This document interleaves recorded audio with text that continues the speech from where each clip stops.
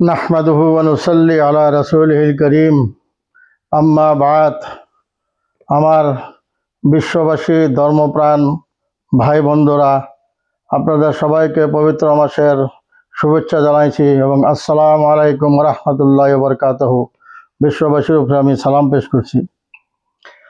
আল্লাহ পাক রব্বুল ইজ্জত বলেন, আতা'মুরুনান নাসা বিল বিররি ওয়া তানসাউনা আনফুসাকুম ওয়া আনতুম তাতলুনাল কিতাবা আফালা তাকিলুন।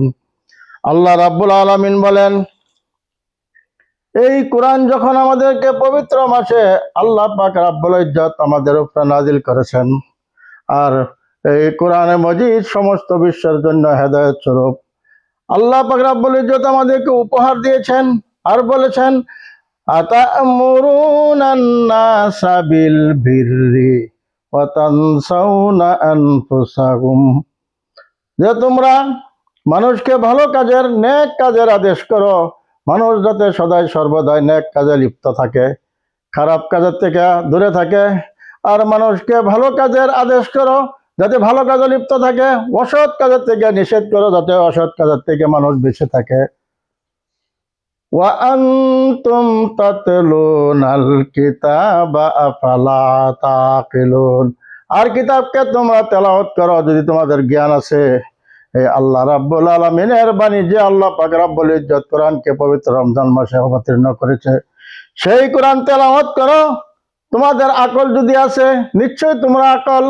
মানুষকে এই কোরআন হেদায়েতের জন্য দিয়েছেন, মানুষ যাতে সব সময় হেদায়েতের উপরে থাকে আর মানুষকে হেদায়েতের আহ্বান করেন। ওয়াস্তাইনু বিস-সাবরি ওয়াস-সালাহ, আর আল্লাহর কাছে তোমার যত কিছু অভাব আছে, সমস্ত অভাবের জন্য আল্লাহ রাব্বুল আলামিনের কাছে তুমি সহায় চাও।